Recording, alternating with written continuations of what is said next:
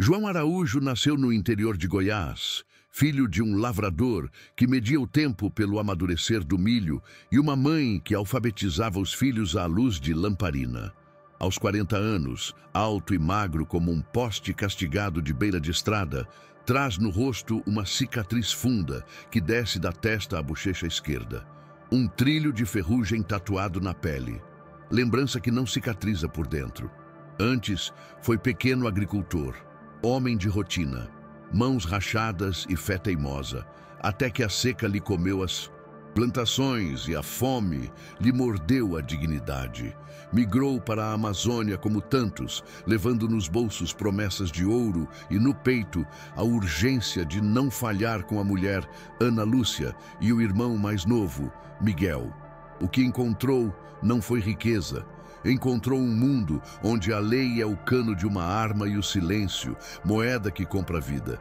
Depois do que sofreu, João deixou de ser apenas um homem. Virou sombra, memória que sangra, máquina de um único propósito: justiça com as próprias mãos. O machado, instrumento de mineração, tornou-se seu emblema. Uma sentença de ferro e madeira, erguida como cetro de alguém que abdicou do perdão. Seus olhos escuros já não pediam nada ao futuro, apenas cobravam uma dívida antiga. No coração da Amazônia paraense, a 40 quilômetros de Marabá, abria-se o garimpo clandestino São João como uma ferida recente na pele verde da floresta. Barracas de lona puída, chão enlameado, um galpão que fingia cozinha, motores que rugiam como feras acorrentadas. Tudo encarregado de fumaça, suor e ganância. 23 homens revezavam turnos entre o sonho e a exaustão, escavando a terra à procura de brilho, como se o brilho pudesse lavar o passado. A selva, indiferente, respirava ao redor, uma catedral viva projetada para apagar rastros. Ali, nos corredores estreitos de lama, boatos corriam mais rápidos que a água. Falavam de uma sombra com cicatriz, de olhos que não piscavam, de um machado que cortava primeiro o medo, depois a carne. Ninguém sabia o nome, mas todos sentiam o presságio, aquela quietude antes do trovão. Os veteranos bebiam para espantar o pressentimento. Os novatos rezavam sem convicção. Naquela clareira, o ouro era Deus ciumento e a devoção custava caro. O chão, cúmplice silencioso, já aprendera a beber sangue sem reclamar. Antes da selva, antes do garimpo, existiu um homem que plantava feijão e esperava a chuva como quem espera a visita de parente. Esse homem chamava-se João e acreditava em regra simples: o que se tira da terra, devolve-se em cuidado. A regra morreu no dia em que a seca matou sua roça, empurrando-o para a promessa de Carajás, onde o trabalho tinha pressa e o dinheiro cheiro de mercúrio. Foi nesse ir e vir de caminhões, prostíbulos e cantinas que a bondade começou a desbotar. A cicatriz não veio da terra seca, mas de gente seca por dentro. E quando abriu os olhos depois do horror, o João agricultor já não existia. Ficou alguém que aprendeu a respirar em silêncio, a fazer do corpo um abrigo de raiva fria e da lembrança um mapa para a vingança. O machado apareceu primeiro como ferramenta, cabo liso, lâmina cega. Foi sendo afiado à noite, à luz de lamparina, com paciência de quem afiava também o coração até virar pedra. A cada faísca, um pedaço de oração se apagava. A cada passada na pedra, um pedaço de homem se perdia. O cabo, impregnado de suor, passou a cheirar a juramento. Aos que cruzavam seu caminho, João parecia um caboclo comum. Roupa simples, barba por fazer, passos que não faziam poeira. Mas havia nele uma coisa antiga, um peso sem grito, que fazia os cachorros calarem e os bêbados recuperarem a sobriedade. Ele carregava uma contabilidade de nomes talhada por dentro, e no alto da lista brilhava como ouro falso o de Baltazar Machado, o homem que ensinou a João a gramática da crueldade. Sebastião Sete Dedos, Raimundo Cego, Chico Mineiro eram as reticências de uma frase que terminaria com um ponto final cravado na carne. A selva não sabia quem devia, mas sentiria o acerto.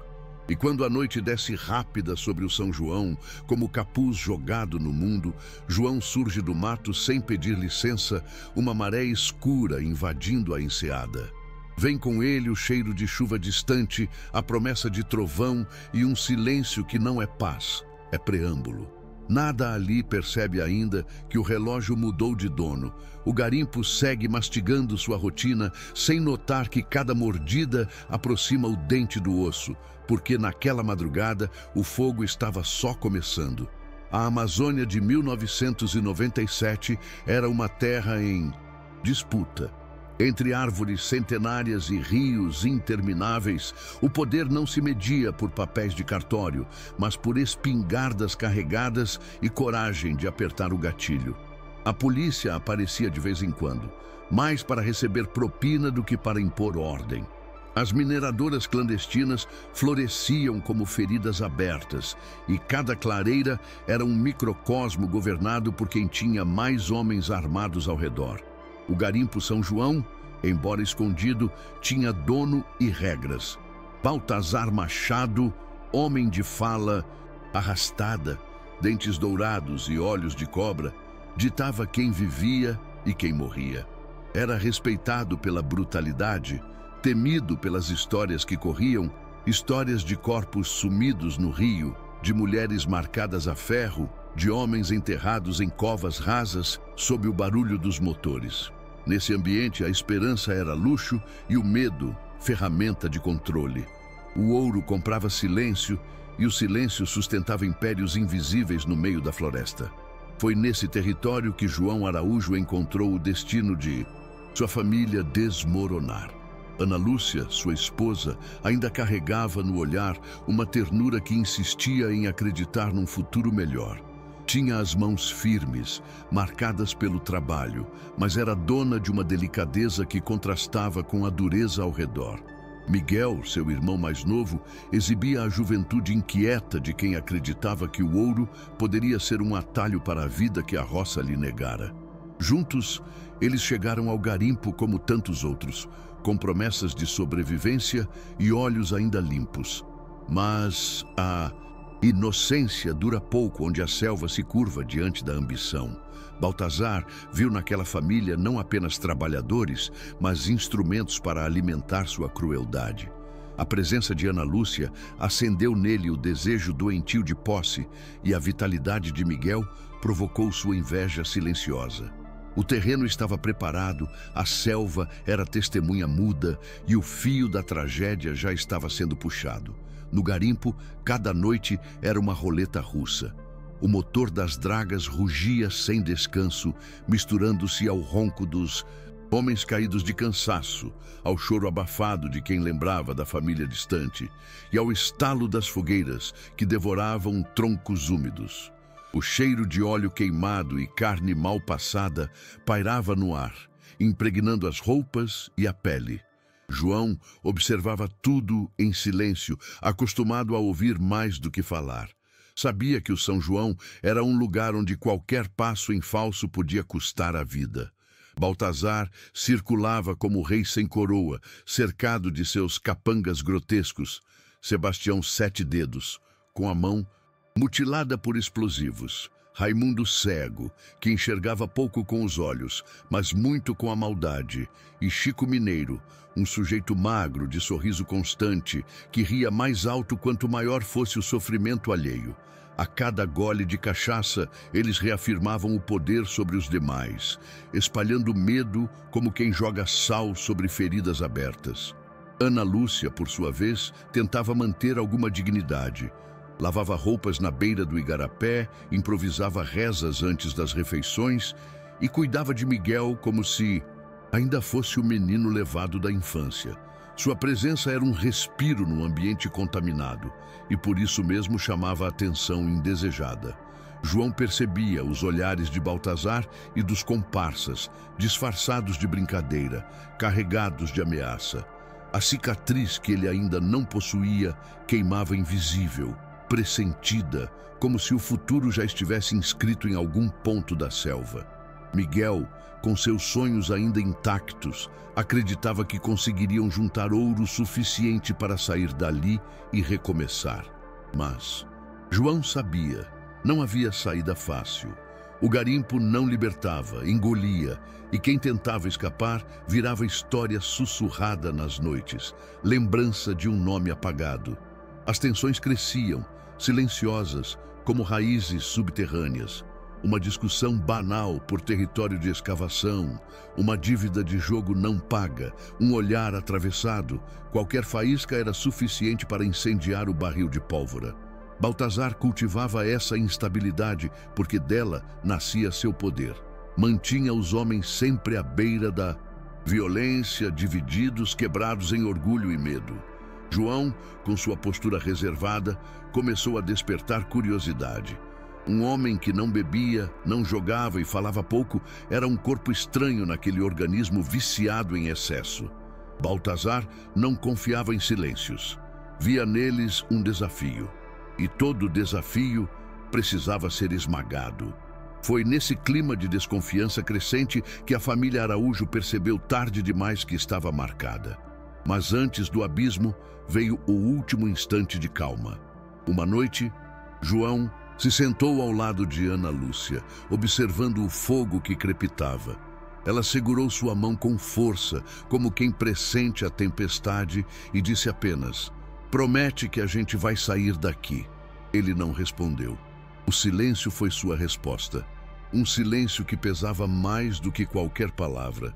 Miguel, deitado na rede próxima, falava sobre voltar para Goiás, comprar um pedaço de terra e recomeçar. O sonho parecia possível, embalado pela juventude. Mas a selva, cúmplice implacável, já se preparava para testemunhar a ruína. E quando a madrugada chegou, trazendo consigo o cheiro de fumaça e cachaça, o destino da família estava selado. Baltazar e seus homens não eram apenas predadores comuns. Eram a encarnação da impunidade que reinava na Amazônia. E estavam prestes a transformar a vida de João em um deserto de sangue e memória. O estopim aconteceu numa madrugada abafada de 1995, no garimpo do Urubu, quando Baltazar decidiu que os Araújo não eram mais apenas intrusos, eram propriedade. O líder Seus capangas invadiram a barraca onde João, Ana Lúcia e Miguel repousavam, arrancando-os das redes como se fossem animais.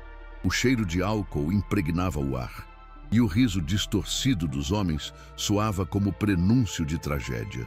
João foi imobilizado com coronhadas, forçado a ajoelhar diante da cena. Ana Lúcia gritava, Miguel resistia como podia, mas a desigualdade de forças transformava a luta em espetáculo. Baltazar, com seus dentes dourados reluzindo à luz da lamparina, declarou que ninguém chegava ao garimpo sem pagar tributo. E o tributo, naquela noite, seria pago em carne e sangue. O que se seguiu foi barbárie pura. Ana Lúcia foi arrastada para o chão batido, seu corpo violentado diante dos olhos do marido, cada grito atravessando a alma de João como lâmina incandescente. Miguel, desesperado, tentou se lançar sobre Baltazar, mas foi contido por 7 dedos e cego que o seguraram com prazer cruel. Chico Mineiro, rindo como sempre, foi o primeiro a golpear. O jovem foi retalhado, com facas enferrujadas, pedaço por pedaço, até que sua vitalidade juvenil se extinguiu em meio a gargalhadas. João, impotente, sentiu sua própria humanidade se despedaçar junto com o corpo do irmão. Cada segundo daquela noite esculpia na memória dele uma sentença irrevogável. Quando tudo terminou, o silêncio era mais pesado que a violência. Ana Lúcia jazia imóvel, os olhos abertos, fixos no nada. Miguel era um amontoado de carne destruída. João, coberto de sangue que não era apenas o seu, permaneceu preso ao chão como se tivesse se tornado parte dele.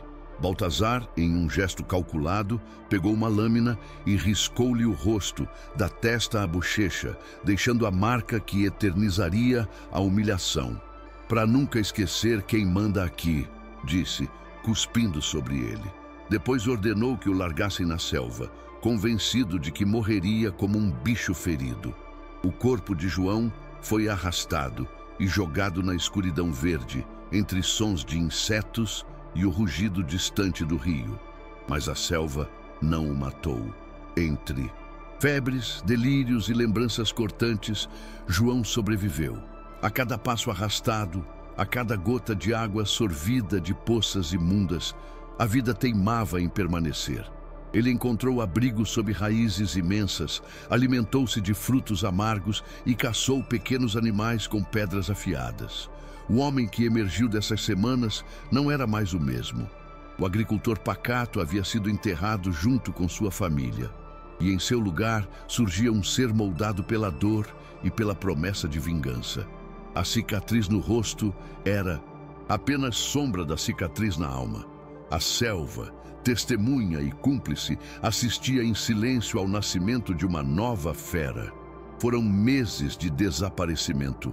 Para os que restaram no garimpo, João era apenas mais um nome apagado pela selva, um corpo devorado por urubus e silêncio.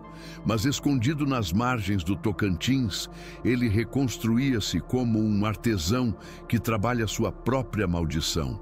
O machado, antes apenas uma ferramenta esquecida, tornou-se extensão de suas mãos. João passava noites inteiras, afiando a lâmina, observando o reflexo distorcido de seus olhos na superfície metálica. Cada faísca era uma lembrança. Ana Lúcia implorando socorro, Miguel sendo despedaçado. Ele falava com o ferro como quem confessa pecados, e o ferro respondia em silêncio, prometendo justiça. A cicatriz queimava a cada afiada, como se o corpo o lembrasse do pacto firmado. Com o tempo, o agricultor morreu de vez. No lugar, nasceu um predador paciente, moldado pelo mesmo ambiente que o tentou devorar. A selva. Lhe ensinou a caçar, a esperar, a escutar o som das folhas antes que o inimigo surgisse. Aprendeu a distinguir o passo humano do rugido da onça, a caminhar sem ser notado, a respirar junto com a floresta. Cada técnica de sobrevivência transformava-se em ritual de preparação para o inevitável. João não planejava voltar para casa. Não havia casa, não havia mais futuro. Só restava o retorno ao garimpo, não como homem, mas como sentença. 1 ano após a noite da chacina, ele já não atendia mais pelo nome de João Araújo. Esse nome carregava lembranças de infância, lavoura, risadas e amor. O que restava era apenas a sombra, e a sombra não tinha sobrenome. Ele vestia roupas simples, como qualquer garimpeiro, mas caminhava com firmeza de quem já havia atravessado o inferno. Nos vilarejos, circulava como anônimo, comprando sal, querosene e lâminas sem levantar suspeita. Era educado, discreto, mas seus olhos escuros denunciavam algo mais profundo, a calma de quem já escolheu matar. Ninguém ousava encarar por muito tempo, como se pressentissem que aquele olhar carregava a morte. E assim, no silêncio das madrugadas, João renascia. Não pelo perdão, não pela esperança, mas pelo peso da vingança. Ele sabia que não poderia ressuscitar os mortos, mas poderia fazer do mundo um altar para eles, erguido sobre sangue inimigo. Cada lembrança de Ana Lúcia o guiava como estrela fixa. Cada sorriso de Miguel, agora perdido, era combustível de fúria. Não havia dilema. A justiça pela lei não existia naquele território esquecido. Se o Estado virava o rosto, ele se tornaria o Estado. Se o ouro comprava silêncio, ele pagaria em sangue. O machado era a coroa de sua nova identidade e a selva, sua corte silenciosa. O homem tinha desaparecido. Em seu lugar, restava apenas a sentença ambulante de um massacre anunciado. Na madrugada de 16 de maio de 1997, O garimpo São João dormia sob o zumbido constante das dragas. O cheiro de óleo e suor pairava no ar, misturado ao ronco dos homens esgotados. Era densa a escuridão, cortada apenas pelo fogo brando de algumas fogueiras. Foi nesse silêncio quebradiço que a sombra emergiu da mata. João, agora apenas a fera vingadora, caminhava com o machado em punho, o rosto marcado pela cicatriz que reluzia sob a lua. Ele não corria. Avançava lento, com a precisão de quem já havia ensaiado cada passo em sua mente milhares de vezes. O primeiro a cair foi Baltazar. O líder acordou com o estalo da lona sendo rasgada e não teve tempo de gritar. Um golpe certeiro atravessou-lhe o crânio, espalhando sangue e ossos pelas paredes da barraca. João observou o corpo inerte por um instante, como quem confere a primeira peça de um ritual. O pesadelo havia começado. O som abafado da morte de Baltazar ecoou pelo acampamento, mas os homens, bêbados e fatigados, demoraram a perceber. João saiu da barraca como um espectro e seu olhar percorreu o labirinto de lonas e máquinas enferrujadas. Cada sombra era uma presa, cada respiração um chamado. Ele caminhou até onde Sebastião Sete Dedos dormia, roncando alto, com uma garrafa vazia ao lado. Em vez de matá-lo de imediato, João amarrou suas mãos e pés com cordas improvisadas. Acordou-o com um chute e começou um ritual cruel. Arrancou-lhe os dedos, um por um, com o machado, devolvendo ao algoz a dor que havia espalhado em vida. Os gritos ecoaram como lamento de bicho e logo despertaram os outros. Mas a selva abafava, como se quisesse que cada agonia ficasse confinada ali, sem testemunhas externas. Raimundo, cego, foi o seguinte. Tentou fugir desorientado, tropeçando nas raízes expostas. João o perseguiu em silêncio, como onça atrás de caça fácil. Um único golpe no pescoço encerrou sua corrida. O corpo tombou pesado, espalhando sangue pela lama, misturado ao mercúrio do garimpo. Chico Mineiro, o sádico risonho, ainda teve tempo de implorar. "Não fui eu quem matou teu irmão", disse, a voz falhando. João apenas o olhou nos olhos e a lâmina caiu, atravessando-lhe o peito. Aquele olhar foi a última, coisa que Chico viu. Não era raiva pura, era uma justiça fria, inexorável, quase divina. O garimpo inteiro começava a acordar em meio a gritos, correria e o som metálico do machado batendo contra carne e madeira. O caos tomou conta da clareira. Barracas foram incendiadas por João, que atirava querosene e riscava fósforos com a calma de quem seguia um rito. O fogo devorava o acampamento, espalhando labaredas que iluminavam rostos aterrorizados. Os homens corriam em todas as direções, mas encontravam o vingador nas saídas, bloqueando cada rota. Quem tentava escapar pela mata encontrava apenas o brilho da lâmina esperando no escuro. A floresta, cúmplice, devolvia os gritos como eco distante, como se tivesse prazer em engolir a violência. Alguns garimpeiros foram queimados vivos, outros caíram sob golpes repetidos que reduziam seus corpos a restos irreconhecíveis. O massacre se desenrolava como uma procissão sangrenta, cada morte uma oferenda aos fantasmas de Ana Lúcia e Miguel. Amanhecer, nada restaria do São João além de fumaça, corpos espalhados e o silêncio pesado de uma justiça feita com as próprias mãos. O fogo se alastrava rápido, como se tivesse aguardado aquele momento para nascer.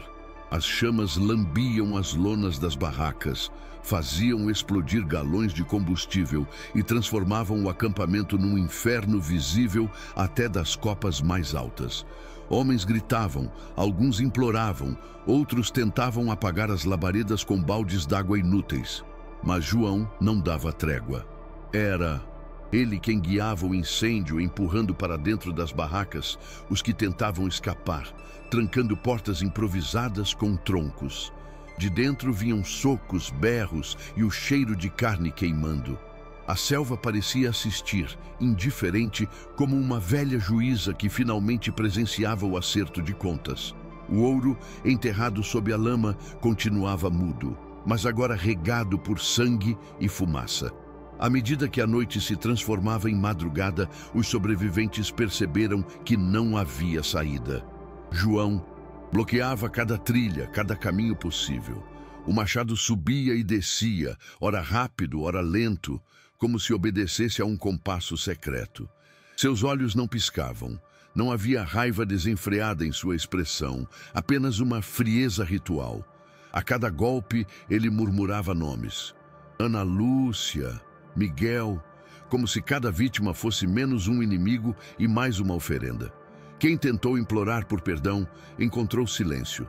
João não negociava, não explicava, apenas executava.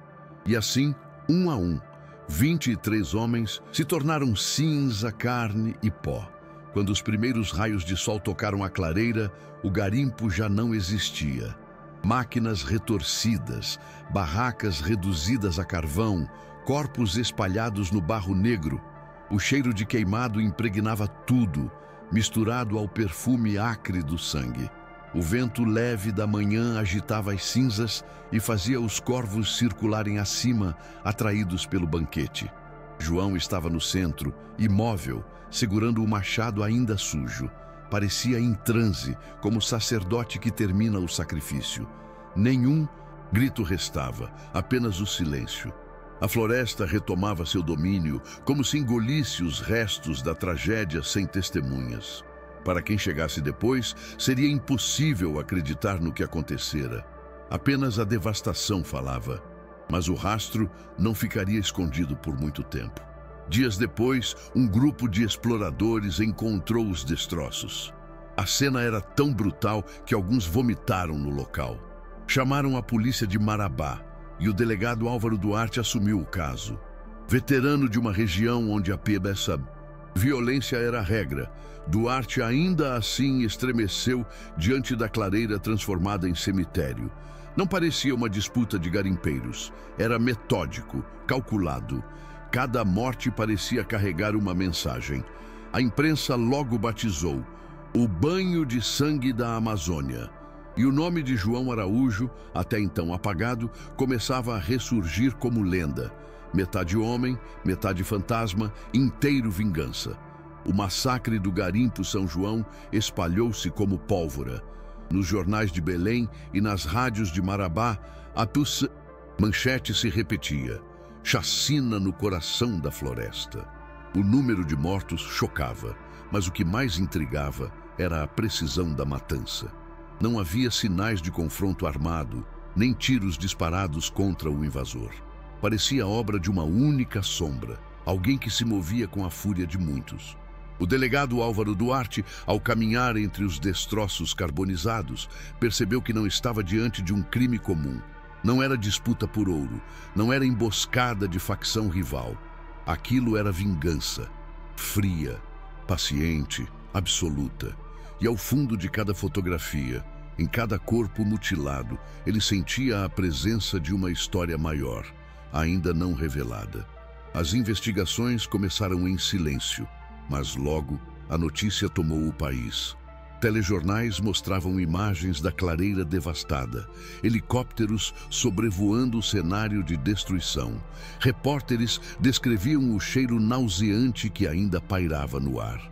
Políticos cobravam providências, mas nos bastidores muitos preferiam o esquecimento. Sabiam que mexer com garimpo ilegal era cutucar vespeiro financiado por gente poderosa. Duarte, obstinado, passou noites em claro, ouvindo testemunhas que sussurravam mais do que falavam. Alguns garimpeiros de outros acampamentos mencionavam a lenda de um homem com cicatriz no rosto, sempre visto à margem da selva. Outros juravam que se tratava de espírito, enviado pelos mortos para cobrar sangue. O delegado descartava fantasmas, mas sabia que estava diante de algo além da lógica. Um sobrevivente que se transformara em predador. O cerco se fechava devagar. Marabá fervia de boatos e cada nova pista apontava para o mesmo nome, João Araújo. Duarte descobriu registros de um pequeno agricultor de Goiás que havia desaparecido 2 anos antes, logo após a morte brutal da esposa e do irmão em um garimpo próximo. A peça se encaixava. O delegado rabiscava linhas num caderno, montando o quebra-cabeça. A chacina não era o começo, mas o desfecho de uma tragédia. João não fugira por sobrevivência. Ele esperara, planejara e, finalmente, retornara para cumprir sua justiça. Duarte entendia o motivo, mas não podia admitir o método. Entre a compaixão e a lei, precisava escolher a segunda, e isso significava caçar um homem que já não tinha nada a perder. Enquanto a polícia articulava operações, João seguia invisível.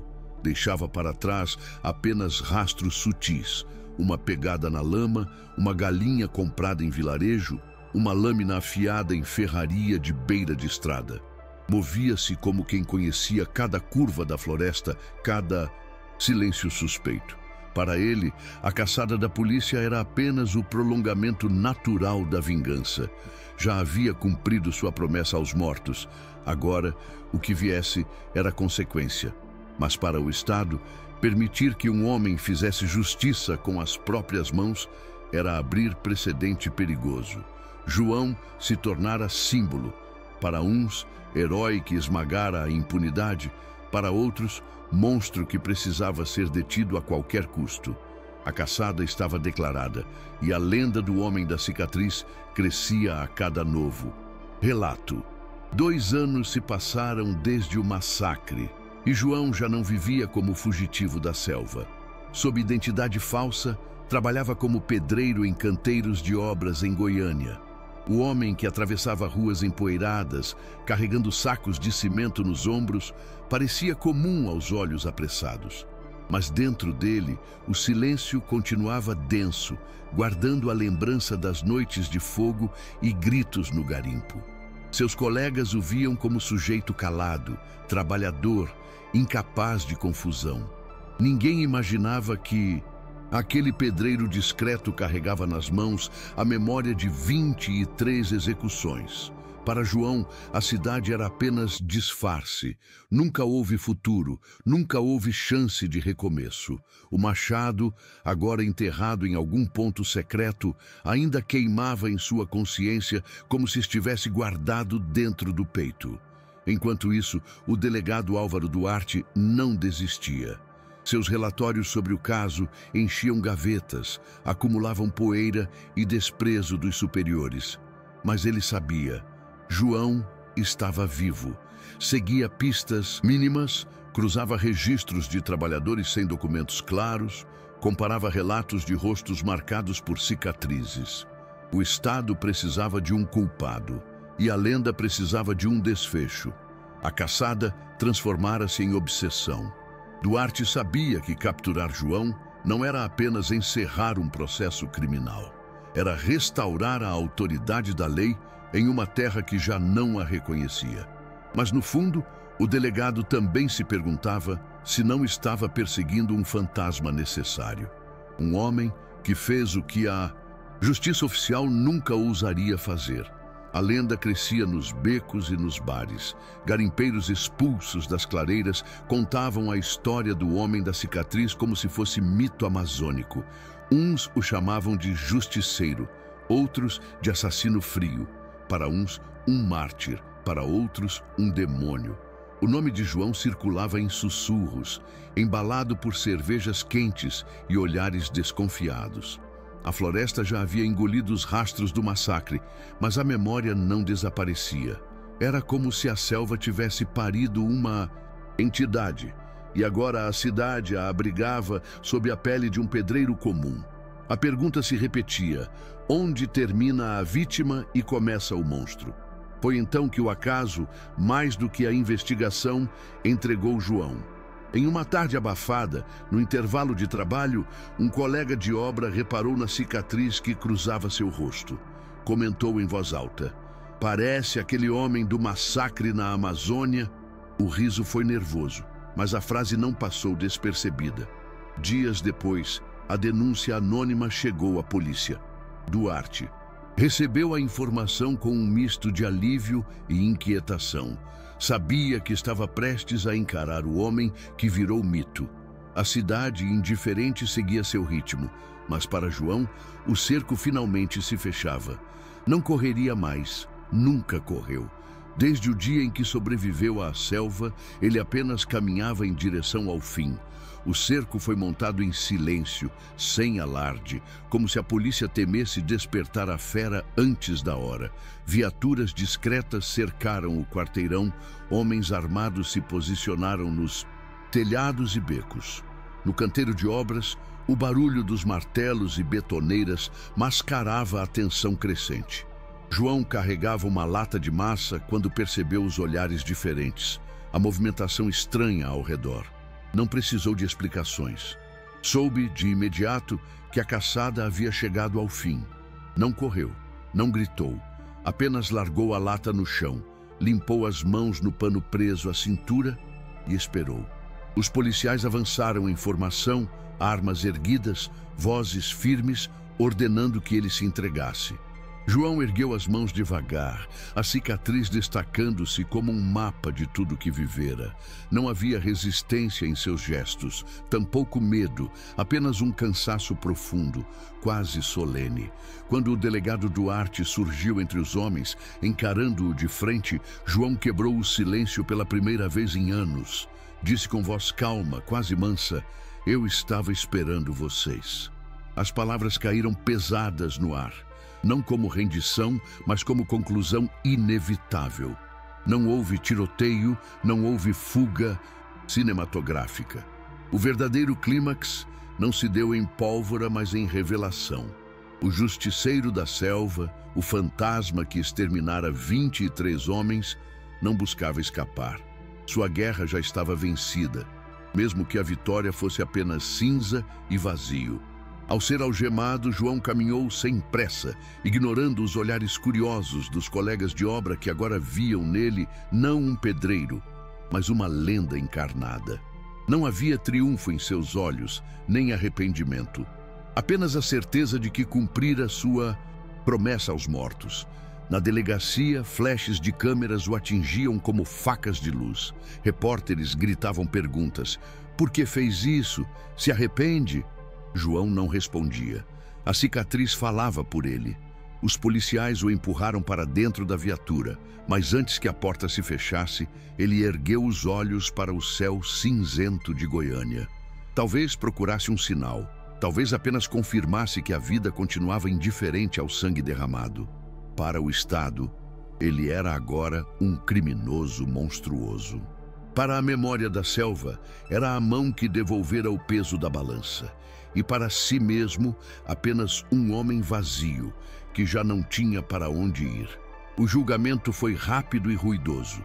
Promotores apresentaram o massacre como uma das maiores chacinas individuais da história recente do país. A defesa tentou pintar João como vítima da barbárie amazônica, mas a pilha de cadáveres pesava mais do que qualquer argumento. Condenado a mais de 400 anos de prisão, ele recebeu a sentença com a mesma calma, com que segurara o machado. Não pediu perdão, não justificou. Apenas encarou o juiz com olhos vazios, como quem já estava em outra dimensão. Para João, o tribunal era apenas um rito burocrático. Sua justiça já havia sido cumprida muito antes. Na prisão, tornou-se lenda viva entre detentos. Alguns o chamavam de o fantasma da selva, outros apenas de Araújo. Guardas o tratavam com mistura de respeito e temor. Nunca arrumava brigas, nunca levantava a voz, mas o silêncio ao seu redor era pesado. Homens que o encontravam no pátio evitavam encará-lo diretamente, como se temessem que aquela cicatriz pudesse refletir suas próprias culpas. João não buscava liderança, nem seguidores.